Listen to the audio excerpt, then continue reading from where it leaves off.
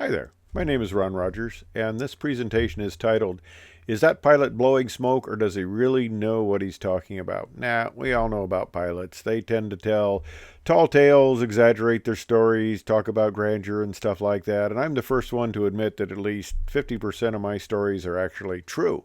But you know how pilots are. The story gets better the more times you tell it.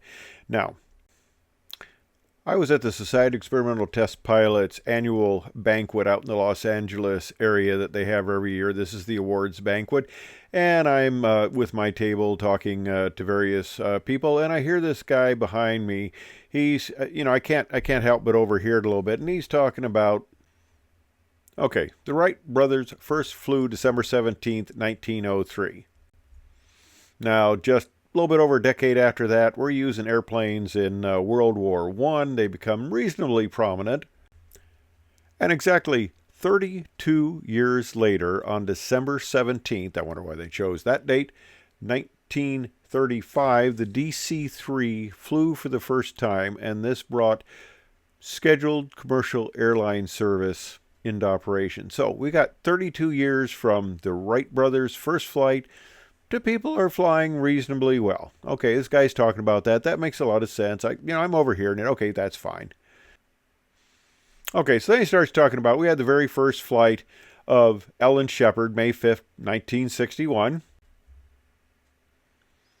And 20 years later, we got the Space Shuttle. Well, we're doing pretty good on flight operations. And he's talking about, in that reasonably same span of time, 30, 40 years, we should be launching commercial service with people going into space. And I'm sitting there and I'm thinking, who is this guy just blowing smoke? And he's sitting really, literally 18 inches behind me. And I'd come down and sit at the table first. I didn't notice who came in and sat behind me. So I turn around and I wonder, well, who is this blowhard? Well, funny thing, it's Dick Rattan. And I'm going, well, okay. This was in the early 90s. They just got finished in 1986 of flying nonstop around the world. Him and Jenna. Jenna was next to him.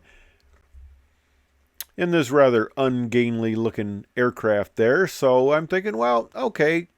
It wasn't just any normal blowhard back there. Maybe the guy does have a little bit better insight than maybe some other people since they're kind of in the forefront of aviation. So I got them to sign a little picture here, which they just happened to have. I guess when you do something like that, you carry pictures around, so that was fun. And I also got a picture next to Jenna there. Guy has a lot of blonde hair back then. Anyway, of course, Dick took the picture. Now, did I think of having a picture taken with Dick? No, I guess he wasn't as cute. But anyway, that's my story of, it may sound like somebody's telling a tall tale, but then you kind of need to be aware of the source because maybe that guy has a little bit better insight than you do. Anyway, that's my tale. I hope you enjoyed it. Thanks for watching.